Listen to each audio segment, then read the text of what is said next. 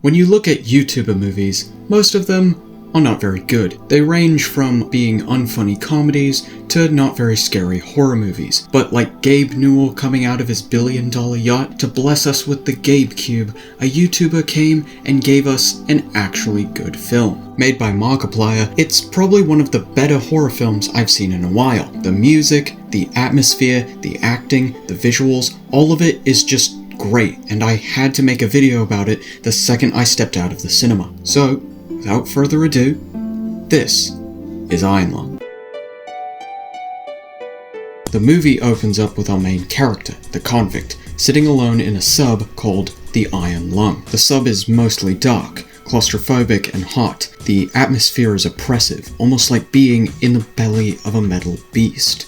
The only connection to the outside world being a radio that allows the convict to communicate with his handler. There were very little instructions given, the convict having to go off of an old manual and his handler telling him to take photos of the ocean of blood's surface. He eventually figures out how to operate the sub, and after some time passes, he finds a skeleton of some kind of creature, hinting that there may be life inhabiting the ocean. Proximity sensors start going off on all directions, and the sound of movement can be heard outside as the sub violently shakes uncontrollably, as if something brushed up against it or is intentionally ramming into it. Something is out there.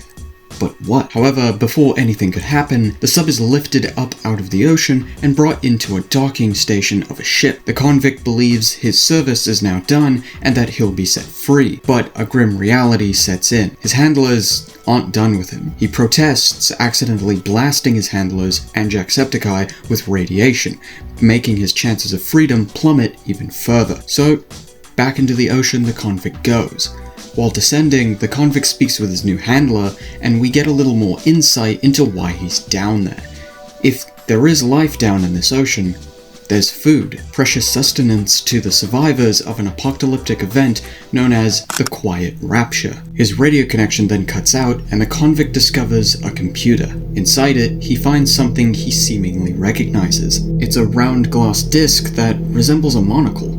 This object being down here also reveals to him that he wasn't the only one sent down here. The convict reads a message the object came with saying, "Cross the wires." He follows these instructions and powers on the computer, which activates a recorded message of the previous convict. The message is hopeless, saying that this is just an execution and that there's nothing left for humanity after the Quiet Rapture, which makes the choice to just die in the sub seem better than whatever is out there in space. But unlike the previous operator, the convict doesn't lose hope so easily. He trudges on. Arriving at the location of the skeleton, he finds that there's nothing there. He tries to find it, but still, he finds nothing. He keeps searching, apologizing to his handler for making her look like a ghoul from Fallout. The convict then brings up how he's not the only one sent down there, which then causes an argument with the handler, who brings up something called Filament Station, something that is obviously connected to the convict and how he ended up there in the first place. But of course, I will save this for later in the video when it becomes more relevant to talk about. The convict then finds the skeleton again, but there's something wrong. The head is the only thing remaining, almost as if it was separated by something. Wait, the convict does realize a skeleton isn't conjoined to every piece of it, right? Especially if it's been sitting there for a long time. There's no ligaments or tendons holding the pieces in place, so naturally it would fall apart. Why he's so shocked about this comes across as a bit strange, but being in the tense position that he's in, I really wouldn't blame him. Anyway, non-criticism over, back to the movie. The convict rams the skull. Afterwards, his handlers begin pulling the sub up, but whatever was in the ocean with the sub is back. It begins violently shaking the sub once more and knocking the convict unconscious. He regains consciousness and discovers he's been knocked completely off course into a place that's far off the map. To make matters even worse, there's no power, meaning the sub is dead in the water, or I guess blood. But miraculously, the camera still works, so he's able to get a few seconds of light every time he presses the button. He then enters a crawl space under the floor and attempts to fix the problem. He succeeds and the sub is fully operational once again. So after a close call with a hull breach, fire, and a blood facial, the convict stitches up his wounds and begins plotting a course back to the ship. After traveling a ways, he sees it.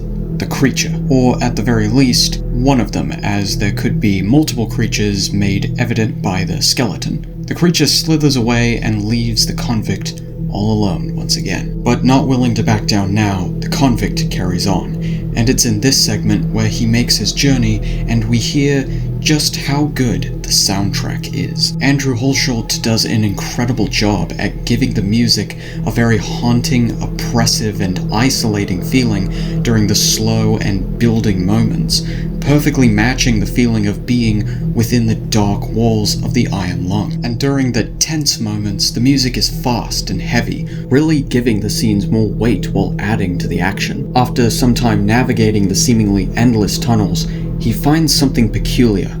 It's the wreckage of another Iron Lung. Looks like he and the previous convict weren't the only ones sent down there. The computer begins lighting up, and the other sub can apparently still connect to the computer somehow, probably being a recent accident. With nothing more to do, the convict continues on, only to find he's been going in circles this whole time. He keeps going, and notices that his altitude is finally going higher. He's finally found a way out. Just then, his radio finds a faint signal. He tries to establish a stronger one, and he gets in contact with a woman who sounds distressed. He learns that she's also a convict stranded down there, same as him. The two talk, and the woman reveals that she managed to discover something that might have caused the quiet rapture. The woman's voice grows silent, and the convict doesn't even know if this person was real or just his imagination. The fear and desperation made strikingly evident in his voice. Markiplier delivers an amazing performance as the convict,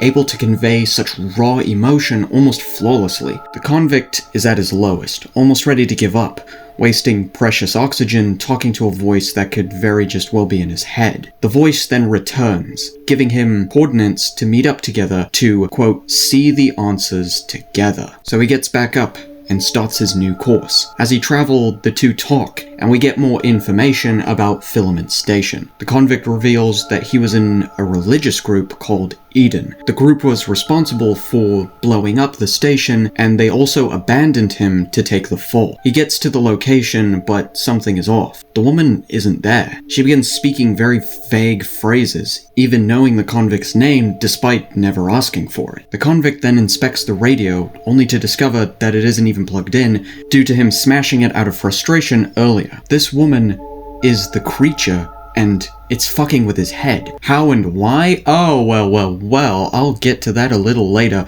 Wouldn't want to spoil the surprise now, would I? The scene where the convict trips out is probably one of the best scenes in the whole movie. It's so well shot and well edited. It is just unbelievably good. Like, the practical effects and everything is just mwah, love it. Anyways, the convict, obviously shaken by this, awakens from his mind rape, and his handler is contacting him via the radio that isn't actually broken. Oh, how lucky. The handler tells him that this whole mission was for nothing. The skeleton the convict almost died for was a pointless goose chase, and he's doomed to be left down here forever. The convict asks the handler about the others that were sent down before him, and the wrecked sub. The handler's interest is immediately piqued. There's something obviously important about this wrecked sub, and the convict has the answer. It's called a black box. The convict, in a last-ditch effort to survive, wants to go get it in exchange for his freedom. So he starts making his way back to the wreckage, and while he travels, he reveals his name to his handler, Simon.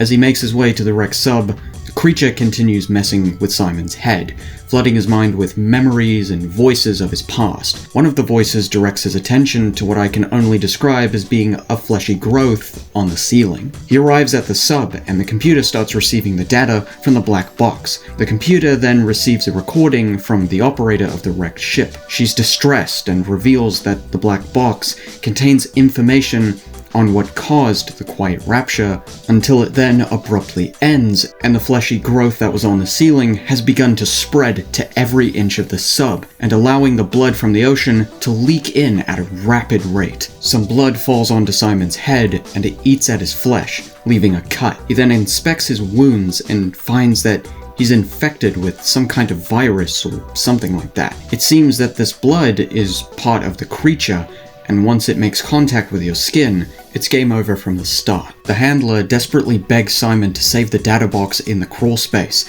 but is quickly killed by the creature, leaving Simon alone and doomed to die. The creature then eats the sub and aims its attack towards Simon. But Simon fights back, ramming the creature and pulling the sub backwards as the creature gives chase. He then rushes to the crawl space and heads to the data box, managing to retrieve it as blood fills the sub. How his entire body didn't immediately get vaporized when in contact with the blood, since it can apparently eat through flesh, I'm not quite sure, but I'm just gonna save that for the lore YouTube channels, because otherwise I'd be here all day. Once back up, Simon securely wraps the box in a life vest. But all is not well for Simon, as the sub hits something and his hand gets conjoined to a pipe via the growth. He tries to pull himself free and succeeds, but at the cost of ripping his arm completely off. And his body at this point is almost completely consumed by the growth. So, safe to say, it's game over. The creature taunts Simon and begs for him to give up, but Simon is defiant. He puts up one last ditch effort against the monster, but ultimately the sub is destroyed. We then cut to the data box floating in the blood, with a spotlight shining down on it. Simon had completed his mission, and humanity might even have a chance at survival. The credits roll, and the movie ends. Iron Lung is a fantastic movie.